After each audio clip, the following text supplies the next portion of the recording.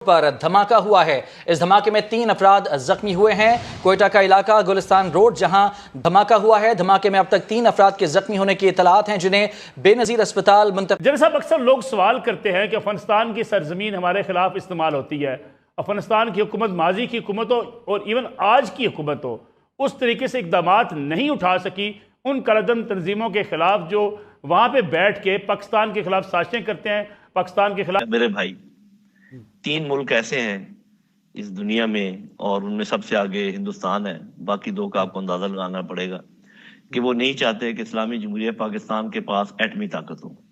उन्होंने हर काम वो करना है जिसमें कि पाकिस्तानी फौज कमजोर हो, अवाम और फौज के दरमियान एक खलीज पैदा हो और अल्टीमेटली उनकी नजरें आपके। तालिबान ने एक बार फिर भारत को धन्यवाद बोला है और तालिबान का स्पोक्स पर्सन है सोहेल शाहीन। उसने ये बोला है, उसका एग्जैक्ट बयान ये है कि we appreciate the developmental assistance India has extended to the Islamic emirate of. अफगानों ने मारा डंडा, इनको क्या तुम्हारा दिमाग खराब है? तुम सांप पालते हो, सांप तुम्हें डसते हैं, तुम हमारी तरफ इशारा कर रहे हो। भाई, अगर तहरीक तालिबान पाकिस्तान ने अटैक करा है तो उनके नाम के आगे पाकिस्तान लिखा है ना। टीटीपी इज तहरीक तालिबान पाकिस्तान,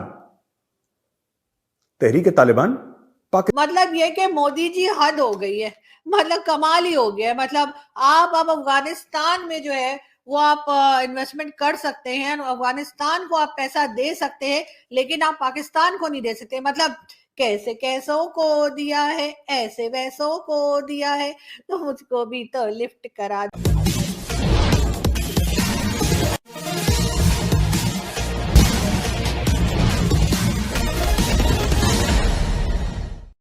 भारत के बजट में जब $200 मिलियन अफगानिस्तान को देने की घोषणा की गई तो लोगों को यह पहेली समझ में नहीं आई, क्योंकि अभी तक भारत ने अफगानिस्तान में तालिबानियों की सरकार को मान्यता नहीं दिया है।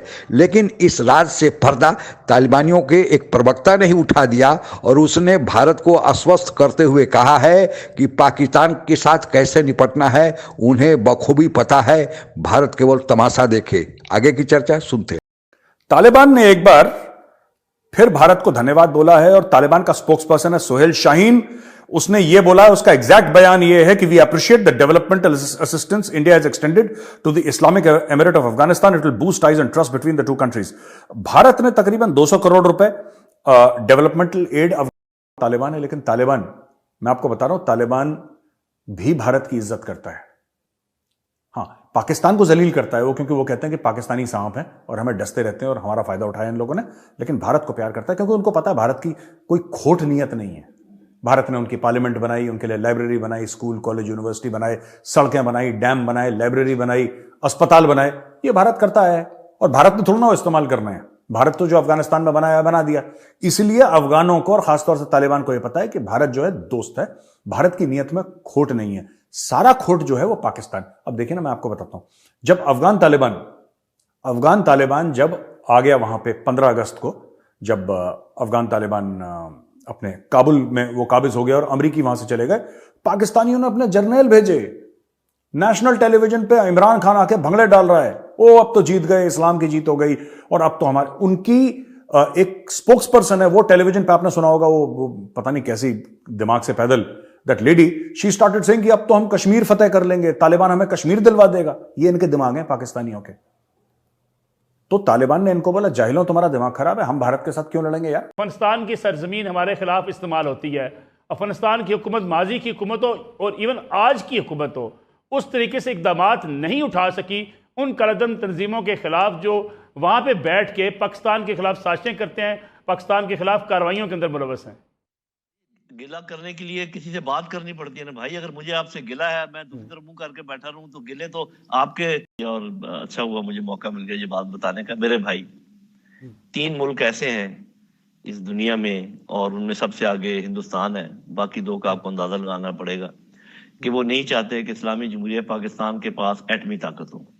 उन्होंने हर काम वो करना है जिसमें कि पाकिस्तानी फौज कमजोर हो, अवाम और फौज के दरमियान एक खलीज पैदा हो और अल्टीमेटली उनकी नजरें आपके असासों पर हैं।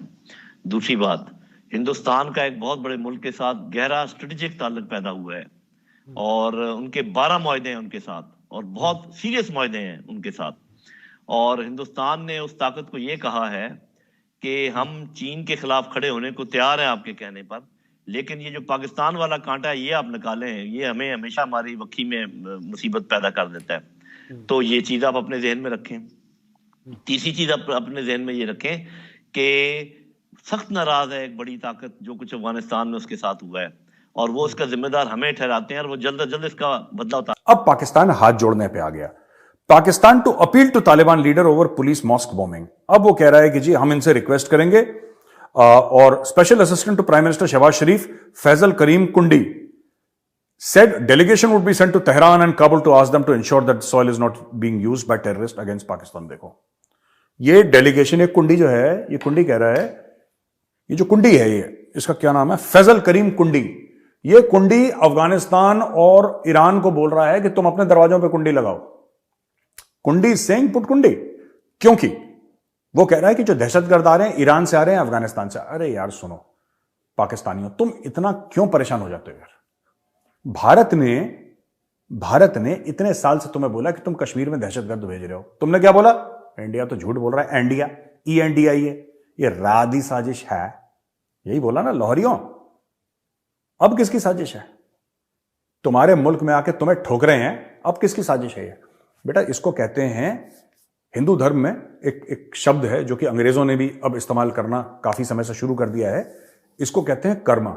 जो तुम्हारे कर्म हैं, ठीक है, तुम्हारे कर्मों में खोट है, इसलिए देखो जो बुरा करता है उसके नॉन स्टेट एक्टर क्या हमने वहां कश्मीर में भेज दिए, 2-4 जिहादी हमने क्या 2-400 जिहादी हमने क्या तैयार करके भेज दिए। थोड़ा सा हमने एक मुंबई अटैक क्या कर दिया कि बस जी।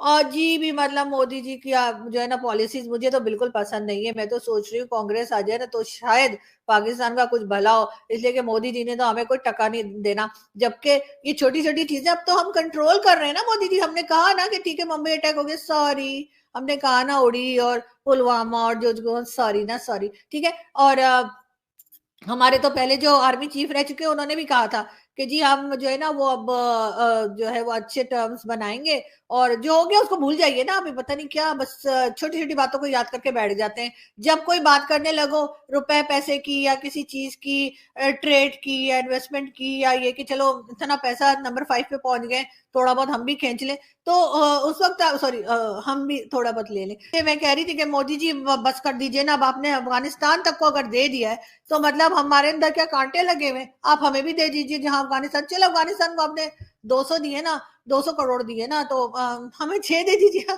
हम लोग वैसे भी हम लोग भी ज्यादा हैं, हम आपके साथ रह भी चुके हैं, हमारी हिफाजत कर रहे हैं। उन्हीं हाथों को हम अब उनसे नफरत करना शुरू कर दें। और क्योंकि इन नौजवानों को, इन लोगों को पता नहीं है कि जहां की फौज खत्म हो गई जिन मुल्कों की, उसके बाद फिर उनका हशर क्या हुआ। जाके देख लें आप कि लीबिया को क्या हुआ, जाके देख लें कि यमन की क्या सूरत हाल है, सीरिया में क्या कुछ हो रहा है। और ये बातें सोचने की हैं कि किसी भी सूरत में अपनी फौज के खिलाफ अपने लोगों को कतन खड़ा नहीं होना चाहिए, कभी बात नहीं करनी चाहिए। दिल में बेशक आपकी कावड़े और तरीके हैं उसके इजहार के, बजाय इसके कि आप खुलेआम उनको मतऊन करना शुरू कर दें। और ये फिर ये कि जब इतना बड़ा वाकया पेश आया, ये जो अभी हाल ही में पेशावर में मस्जिद में आया है, तो आपने देखा कि पॉलिटिकल पार्टी ने एक दूसरे की तरफ उंगली उठानी शुरू कर दी। अरे भाई, एक कौमी सानिया हो गया और आप कह रहे हैं कि उन्होंने किया है और उन्होंने किया। यहां तक कि कुछ पुलिस वालों ने निकाल दिया, बाहर निकल आया कि जी हम जानते हैं कि कौन लोग हैं इनके पीछे। ये कौन करवा रहा है? ये वही करवा रहे हैं जिसको आप दुनिया कह रहे हैं। तो दुनिया अपना काम करती रहे, आप अपना इंटरेस्ट देखें और जो आपको करना है वो कीजिए। और मैं दोबारा कहता हूं, अपने अंदर सॉलिडारिटी पैदा करें, अपनी खारजा पॉलिसी को इस्तवार करें सही तरीके से, किसकी तरफ जाना है किसकी तरफ नहीं जाना है, और हर किसी को डंडे से ना निपटे। अफगान तालिबान को पर प्रेशर डालें, डिप्लोमेटिक, इकोनॉमिक, जो भी आपसे डलता है। और पाकिस्तान और अफगानिस्तान के संबंध कभी भी अच्छे नहीं रहे हैं। जब 1947 में पाकिस्तान बना तो सबसे देर से एक नए देश पाकिस्तान के रूप में मान्यता देने वालों में अफगानिस्तान था, और उसके पीछे कारण यह था कि अफगानिस्तान का यह कहना था कि अफगानिस्तान का कुछ हिस्सा पाकिस्तान में शामिल कर दिया गया है, दरअसल पाकिस्तान को उसे लौटा देना चाहिए। और वह हिस्सा आज के पाकिस्तान का चौथा प्रांत खैबर पख्तूनख्वा है, जिस पर अफगानी शुरू से ही दावा करते आए हैं और वे पाकिस्तान और अफगानिस्तान के बीच जो विभाजक लाइन है, डुरंड लाइन, उसे नहीं मानते हैं। दूसरा जो कारण यह है कि जब अमेरिका अफगानिस्तान में तालिबानियों के खिलाफ लड़ रहा था तो पाकिस्तान अमेरिका की मदद कर रहा था और अमेरिका से पैसा लेकर जो भी अफगानी तालिबानी भागकर पाकिस्तान में अमेरिका बमबारी के डर से आते थे, शरण लेने आते थे, उन्हें पैसा लेकर पाकिस्तान फिर अमेरिकी लोगों को, अमेरिकी सैनिकों को सौंप देता था। तो इस धोखेबाजी को अभी तक तालिबानी भूल नहीं पाए हैं और यही कारण है कि अब तालिबानियों ने पाकिस्तान को उनकी औकात बताना शुरू किया है। और भारत से हमेशा से अफगानिस्तान के लंबे समय से अच्छे संबंध चलते आ रहे हैं। भारत विकास के लिए काम करता है, भारत इसके एवज में उनसे कुछ मांगता नहीं। और यही कारण है कि अब जब भारत के बजट में $200 मिलियन देने का वादा किया गया और भारत इसके पहले भी अब अफगानिस्तान में मदद कर चुका है, तो उन्होंने भारत सरकार को आश्वस्त किया है कि आप केवल तमाशा देखें, पाकिस्तान से कैसे निपटना है, कब निपटना है वे जानते हैं। और यह सही भी दिख रहा है कि अब तालिबानी जो तहरीके तालिबान पाकिस्तान है, पाकिस्तान को असल औकात बता रहा है और पाकिस्तानी सरकार को अब समझ में नहीं आ रहा है कि उनके साथ कैसे बर्ताव करें, क्योंकि अकेले लड़ना अब पाकिस्तानी सेना के बस में नहीं और अंतर्राष्ट्रीय स्तर पर अब पाकिस्तान को कोई मदद देने वाला भी नहीं। आज के लिए बस इतना ही। जय हिंद। आप अगर हमसे जुड़ा रहना चाहते हैं तो कृपया मेरे चैनल को सब्सक्राइब करें तथा बेल आइकन भी दबा दें ताकि नई वीडियो की जानकारी तुरंत आप तक पहुंच जाए। धन्यवाद। जय हिंद।